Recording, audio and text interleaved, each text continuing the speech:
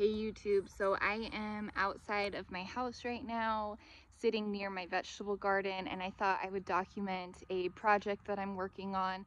I'm gonna go ahead and add a flower bed perimeter around my garden, and I've got 2 arbors that I'm gonna set up to kind of create I guess like a makeshift opening. I don't have a fence around this. I don't actually have a designated opening, but I'm hoping to use the arbors to kind of give some vertical interest and give the illusion that there's an opening to the garden and it's not just one big open space.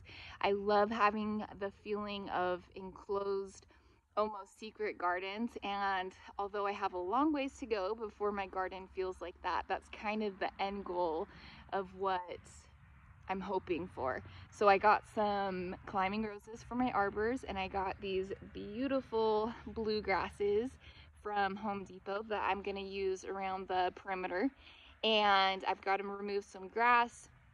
It should be a lot of fun, but a lot of hard work. So I thought I would show my progress in just several short videos and hopefully inspire some other people to get outside. So here we go. So take it in. Don't mind my kid toys out there, as well as my already ripping landscape fabric. All right, so there's my beautiful blue grasses. I've got some compost, some biotone. Here's one of my arbors. I have to assemble the second one still, so I'm gonna do that. And then the next step is gonna be to remove some grass. So stay with me and I'll show you the process. All right, so what I'm doing here is just a quick and dirty way to measure that I was gonna be the same distance from beginning to end. I really wanted it to be a super straight border, otherwise it would have driven me nuts.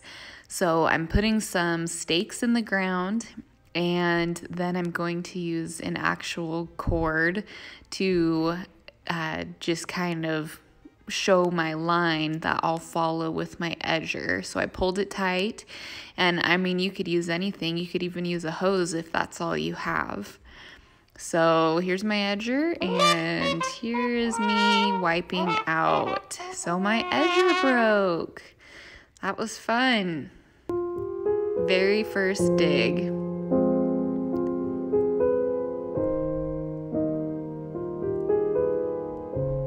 The true walk of shame.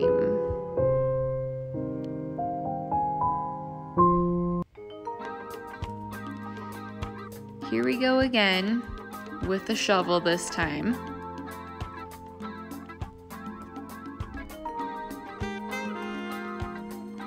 I think this was about the moment I started to regret my life. This was back-breaking, brutal work. Toby was not helping. He was trying to help, and he was being cute, but he was not helping. Toby. Hi, boy. Oh, he's handsome. Yes, you're covered in dirt too, huh? All right, here we go. So, I've learned a few things. I've still got that last half. Do yourself a favor and turn your sprinkler system off a couple days before you do this.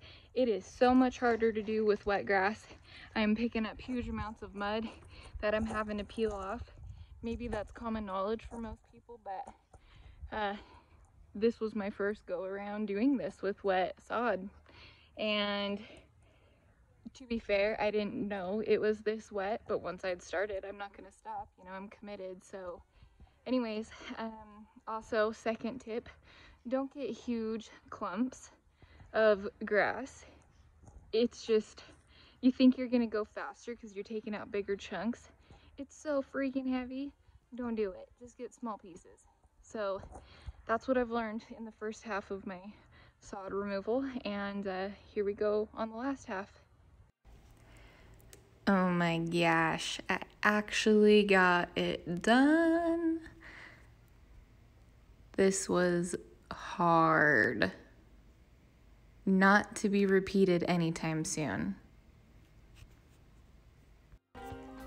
Alright, so here is the arbors in place, and I did hammer them into the ground so they would be a little bit more secure with the wind. Here I put the compost, the roses, and the grasses out just to get an idea of placement. We have a pretty serious thunderstorm on the way here, so I had to call it quits for the day, but I will finish the rest in part 2 on my second video. Subscribe if you want to see it.